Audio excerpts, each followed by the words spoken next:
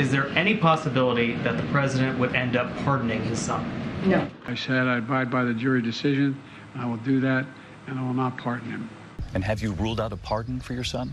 Yes. CNN has learned President Biden will pardon his son, Hunter Biden. And on episode 975 of The Democrats Being Hypocrites, Joe Biden says that Trump is a threat to democracy and doesn't respect the rule of law, and then proceeds to pardon his convicted junkie son, Hunter. It's just so refreshing that after this embarrassing election loss, the Democrats keep shooting themselves in the foot and now have exposed themselves as huge hypocrites. I mean, listen to this former congressman who has been an extreme critic of Donald Trump talk about how detrimental Joe Biden doing this is. Watch.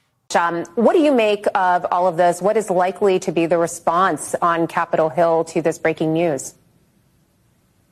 Good to be with you. See, I told you so.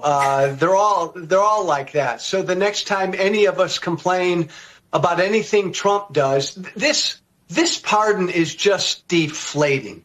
For those of us who have been out there for a few years now yelling about what a unique threat Donald Trump is, for Joe Biden to do something like this, Trump, nobody's above the law, we've been screaming. Well, Joe Biden just made clear his son Hunter is above the law. Donald Trump lies every time he opens his mouth, we've been screaming. Joe Biden repeatedly lied about this.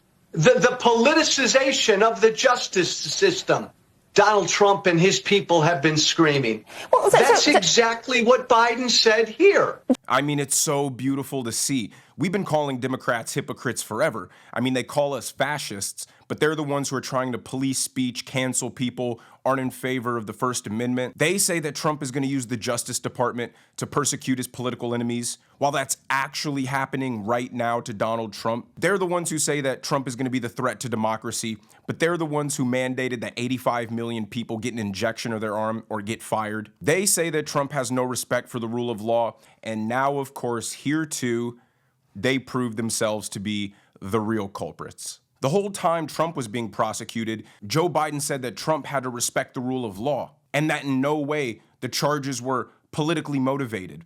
But now when it comes to Hunter, the charges were politically motivated and he doesn't have to respect the rule of law. Now, Joe Biden released a statement sort of explaining why he pardoned his son Hunter. But before I read that to you guys, I want to play you this clip from MSNBC where one of their pundits is trying to glaze so hard, explaining why it was okay for Joe Biden to pardon Hunter, without realizing that every excuse that she's making is applicable to Donald Trump, and they told him he has to face the music, respect the rule of law. Watch. Presidential power in action on President Biden pardoning his son. I mean, look, I don't think that Democrats can uphold all of these norms single-handedly. Hunter Biden was prosecuted for a crime that kind of a normal person who had committed the same crime would almost certainly not be prosecuted for. And Joe Biden bent over backwards not to intervene in order to show, sort of how much of a respecter of norms he was, unlike Donald Trump. But yeah. We see kind of what that got him. And I certainly understand why, why he would not want to forfeit the future and life of his son to uphold a set of norms that are about to go up in smoke. Because if he truly believed no one was above the law and the rule of democracy and making sure that the American people saw the justice system is fair and honest, then he wouldn't have done it. But here's the official statement from Joe Biden. It reads, "Today I signed a pardon for my son Hunter. From the day I took office, I said I would not interfere with the Justice Department's decision-making, and I kept my word even as I have watched my son being selectively and unfairly prosecuted. Without aggregating factors like use in a crime, multiple purchases, or buying a weapon as a straw purchaser, people are almost never brought to trial on felony charges solely for how they filled out a gun form. Those who were late paying their taxes because of serious addictions but paid them back subsequently with interest and penalties are typically given non-criminal resolutions. It is clear that Hunter was treated differently. The charges in his case came about only after several of my political opponents in Congress instigated them to attack me and oppose my election.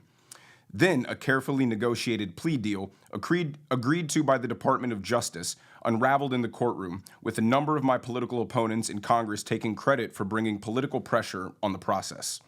Had the plea deal held, it would have been a fair, reasonable resolution of Hunter's cases.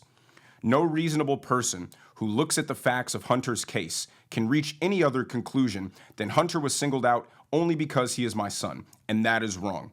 There have been an effort to break Hunter, who has been 5.5 years sober, even in the face of unrelenting attacks and selective prosecution. In trying to break Hunter, they've tried to break me. And there's no reason to believe it will stop here. Enough is enough. For my entire career, I have followed a simple principle. Just tell the American people the truth. Wow. They'll be fair-minded. Here's the truth. I believe in the justice system. But as I have wrestled with this, I also believe raw politics has infected this process, and it led to a miscarriage of justice. And once I made this decision this weekend, there was no sense in delaying it further. I hope Americans will understand why a father and a president would come to this decision. Now that's such a load of shit. So you're telling me and the rest of America that you guys were all happy and merry around the Thanksgiving table this weekend and just decided, yeah, I don't really want my son to go to jail. And the rest of the American people are supposed to relate to that and accept that as fair justice? I'm sure millions of Americans felt the exact same way about their loved ones this Thanksgiving, but couldn't do anything about it. They had to accept the rule of law, as we're told everybody in this country does. I mean, the Democrat Party is going to lose a lot of trust after this, more than they've already lost this election cycle, because it just proves to the voter who thought that all the Hitler fascist talk was hyperbolic, that the Democrats are the true threat to democracy, and they're the ones who don't respect the rule of law. All of this talk about Trump was just fear-mongering. Trump had to face the politically motivated charges and take it like a man. But now all of a sudden, because it's Joe Biden, we're supposed to just disregard everything that we hold dear and true and meaningful about our country. But you guys let me know what you think in the comment section down below. Make sure you guys like the video if you haven't, subscribe to the channel if you haven't, turn on those notification bells so you never miss out on a video, and I will see you guys in the next one.